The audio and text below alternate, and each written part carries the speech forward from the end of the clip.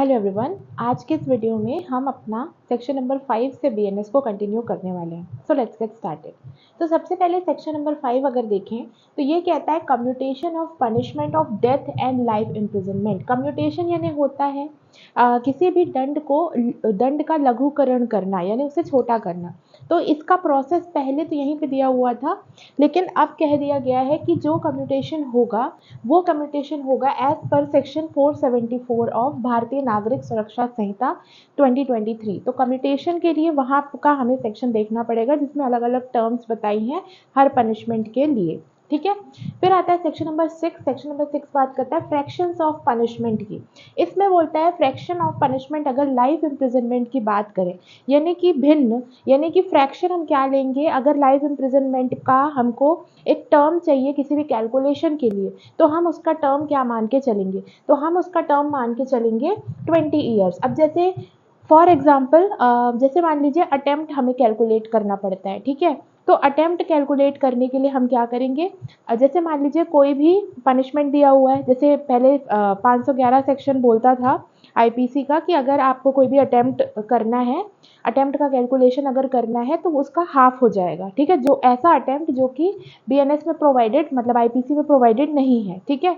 तो अब जैसे मान लीजिए कोई ऐसा ऑफेंस है जिसमें लाइफ इम्प्रिजनमेंट दिया हुआ है पनिशमेंट, अब हमें उसका अटेम्प्ट का दंड कैलकुलेट करना है, पनिशमेंट कैलकुलेट करना है, तो हम वहाँ पे लेंगे लाइफ इम्प्रिजनमेंट का टर्म 20 ईयर्स और उसके अटेम्प्ट को कितना पनिश करेंगे 10 ईयर्स का। तो उस ऐसे कैलकुलेशन के लिए यहाँ पे सेक्शन 6 में क्लियर कर दिया है कि लाइफ इम्प्रिजनमेंट का जो टर्म लेंगे फ्रैक्शन में वो होगा 20 ईयर्स, ठीक है, अनलेस अदरवाइज प्रोवाइडेड। अगर अलग से दिया हुआ है तो कोई बात ही नहीं है, अगर नहीं दिया हुआ है तो हम 20 ईयर्स का टर्म लेंगे, ठीक है। देन आता है सेक्शन नंबर 7। सेक्शन नंबर 7 किसकी बात करता है? डिस्क्रिप्शन ऑफ सेंटेंस, यानी कि डिस्क्रिप्शन क्या होगा सेंटेंस का, किस तरीके की सेंटेंस होगी। तो होली रिग्रेस भी हो सकती है, कंप्लीटली रिग्रेस यानी कि कठोर कारावास वाली भी हो सकती है, होली सिंपल भी हो सकती है। अगर जज साहब ने बोला है कि भाई सिंपल सादा कारावास देना है तो सिंपल इम्प्रिजनमेंट, और चाहे तो पार्टली रिग्रेस पार्टली सिंपल भी दे सकते हैं। मान लीजिए 10 साल की पनिशमेंट है, बोल दिया 5 साल रिग्रेस है 5 साल सिंपल है, तो ऐसा भी हो सकता है। That is as per section number 7। फिर आता है सेक्शन नंबर 8। सेक्शन नंबर 8 क्या बात करता है? फाइन के लिए वेरियस प्रोविजंस प्रोवाइड करता है। पहला प्रोविजन बोलता है फाइन जो है अनलिमिटेड हो सकता है, मतलब कि जैसे कई जगह लिखा रहता है this offence is punishable with fine. अब फाइन की कोई लिमिट नहीं दी हुई है, मैक्सिमम या मिनिमम वहाँ पे, ठीक है। तो फाइन कितना होगा? तो यहाँ पे सेक्शन नंबर 8 का फर्स्ट सबसेक्शन बोलता है कि फाइन अनलिमिटेड तो हो सकता है लेकिन एक्सेसिव नहीं होगा।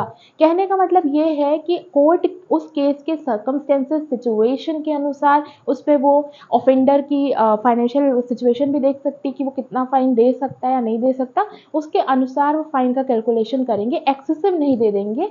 एक्सेसिव नहीं हो सकता, अनलिमिटेड हो सकता है, ठीक है। देन आता है 8 का सबसेक्शन 2। इट टॉक्स अबाउट अगर कोई ऑफेंस है जिसके लिए पनिशमेंट दोनों टाइप की है, इम्प्रिजनमेंट भी है उसमें, फाइन भी है, ठीक है। जैसे अपन पढ़ते हैं ना कोई भी पनिशमेंट है तो उस पर लिखा रहता है that this is punishable with imprisonment and fine both, ठीक है।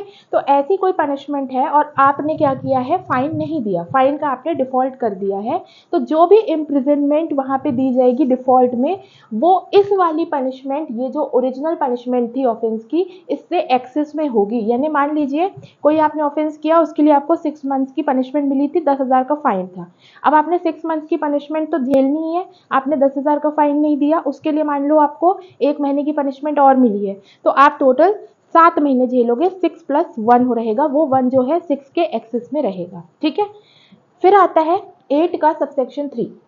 ये बात करता है limit for imprisonment of fine, ठीक है। लिमिट की क्या बात है यहाँ पे कि यहाँ पे जो हम बात कर रहे हैं डिफॉल्ट अगर हो गया फाइन का, तो कितनी पनिशमेंट आप उसको दे सकते हो? तो इसके लिए क्या रहेगा, 1/4 of the maximum term of imprisonment. ये वाली जो पनिशमेंट है जो ओरिजिनली ऑफेंस के लिए है, इसकी 1/4 से ज़्यादा आप नहीं दे सकते। फॉर एग्जाम्पल मान लीजिए आपको क्या बोलते हैं 1 साल की पनिशमेंट मिली थी, तो अगर आपने फाइन नहीं दिया उस पनिशमेंट के साथ में, तो आपको कितनी एक्सेस और पनिशमेंट हो सकती है? मान लीजिए 1 साल में 12 महीने होते हैं, 12 महीने का 1/4 कितना हो जाएगा, 3 मंथ्स की आपको और पनिशमेंट मिलेगी, 1/4 रहेगा उसका, ठीक है। फिर इसके बाद आता है 8 का सबसेक्शन 4। यहाँ पे भी डिफॉल्ट इम्प्रिजनमेंट की बात हो रही है। जो मैंने बताया 12 में से 3 महीने की डिफॉल्ट इम्प्रिजनमेंट होगी, उसका डिस्क्रिप्शन क्या होगा? अगर ऑफेंस इम्प्रिजनमेंट और फाइन दोनों से पनिशेबल है तो जो उसका डिस्क्रिप्शन होगा, it can be of any description, यानी सिंपल भी हो सकती है, रिग्रेस भी हो सकती है, ज़रूरी नहीं कि सिंपल ही हो या रिग्रेस ही हो, it can be of any description. तो यहाँ तक हमने देखा 8 सबसेक्शन 4 तक।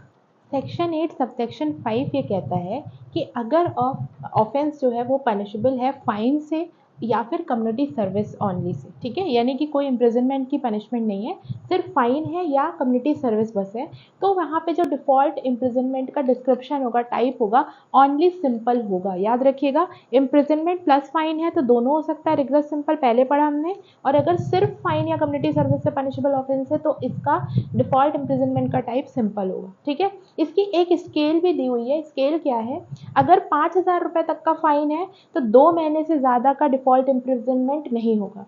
अगर 10,000 रुपये तक का फाइन है तो 4 महीने से ज़्यादा का डिफ़ॉल्ट इम्प्रिजनमेंट नहीं होगा। और अगर कोई भी अदर केस है, यानी 10,000 से ऊपर का कितना भी फाइन है, तो 1 साल से ज़्यादा का डिफ़ॉल्ट इम्प्रिजनमेंट नहीं होगा। तो ये स्केल भी 8 सबसेक्शन 5 में हमें दी हुई है। फिर आता है 8 सबसेक्शन 6 का, इसमें 2 ए और बी पॉइंट्स हैं।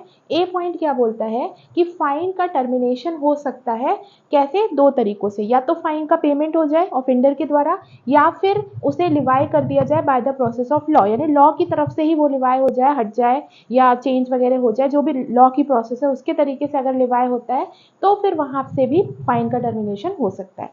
इसी का बी पॉइंट क्या बोलता है कि फाइन का टर्मिनेशन जो है, अगर प्रोपोर्शनल पेमेंट होती है, यानी कि हिस्सों में इंस्टॉलमेंट टाइप में प्रोपोर्शनेट पेमेंट होती है, तो वैसे ही इम्प्रिजनमेंट का भी टर्मिनेशन होता जाएगा।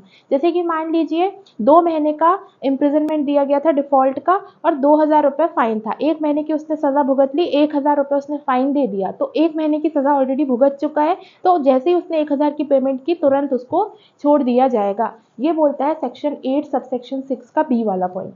अब आता है इसका 7 सबसेक्शन 8 सबसेक्शन 7 क्या बात करता है? 3 चीज़ें यहाँ पे बोली गई हैं। कोई भी फाइन अगर लिवाय होता है तो वो 6 साल तक के लिए लिवाय हो सकता है, जब से सेंटेंस उसको किया गया हो तब से 6 साल, ठीक है। अगर लॉन्गर पीरियड के लिए उसको सेंटेंस किया गया है, 6 साल से ज़्यादा पीरियड के लिए सेंटेंस्ड है, तो कभी भी before expiry of that duration of longer period, जितनी भी समय के लिए उसको सेंटेंस किया गया है उसकी एक्सपायरी से पहले तक के लिए वो लिवाय किया जा सकता है। प्लस जो डेथ ऑफ द ऑफेंडर है वो उस व्यक्ति को लाइबिलिटी से फ्री नहीं करेगी, उसकी लाइबिलिटी डिस्चार्ज नहीं होगी। इनफैक्ट जो उसके लीगल एयर्स होंगे, लीगल रिप्रेजेंटेटिव्स होंगे, those people would be liable for this particular fine, उनकी लाइबिलिटी डिस्चार्ज इससे, डेथ ऑफ द ऑफेंडर से नहीं होगी। ओके। सेक्शन नंबर 9 की अगर बात करें तो ये बात करता है limit of punishment made up of several offences. मतलब कई सारी अपन केसेस देखेंगे जिसमें एक ऑफेंस नहीं हो रहा है, बहुत सारे ऑफेंस हो रहे हैं। जैसे अपन देखते हैं हर्ट भी हो रहा है, ठीक है, हाउस ट्रेसपास भी हो रहा है, बहुत सारे ऑफेंसेस हो रहे हैं। तो ऐसे केसेस में पनिशमेंट कैसे होगी, उसकी लिमिट यहाँ पे प्रोवाइडेड है। तो देखिए पहला इसमें बात बोलता है if offence is made up of parts. एक ऑफेंस है जो कई पार्ट से मिलकर के बना है, made punished not punished more than one of such offence, ठीक है। तो हर पार्ट के लिए अलग अलग पनिशमेंट नहीं करेंगे क्योंकि हर पार्ट खुद में ही ऑफेंस है, ठीक है। उस व्यक्ति को जो है एक ही बार पनिश किया जाएगा, ठीक। अभी अपन एग्जाम्पल भी देखेंगे इसका।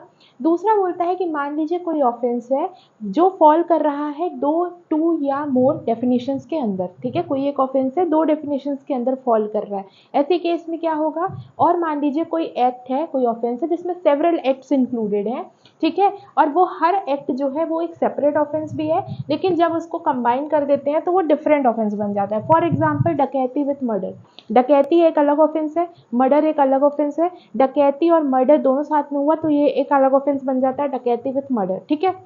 अगर इस तरीके की चीज़ें हैं, ऐसे कोई ऑफेंस हो रहे हैं, तो उस केस में offender shall not be punished with more offender shall not be punished with more severe punishment which trial court can award, ठीक है। तो यहाँ पे ऑफेंडर को वही पनिशमेंट मिलेगी जो कि ट्रायल कोर्ट अवॉर्ड कर सकती है, ज़्यादा सीवियर पनिशमेंट उससे ज़्यादा नहीं मिल सकती। मतलब कंबाइन करने पे आप उसे ज़्यादा पनिशमेंट नहीं दे सकते हो क्योंकि यहाँ पे सेवरल ऑफेंसेस हैं।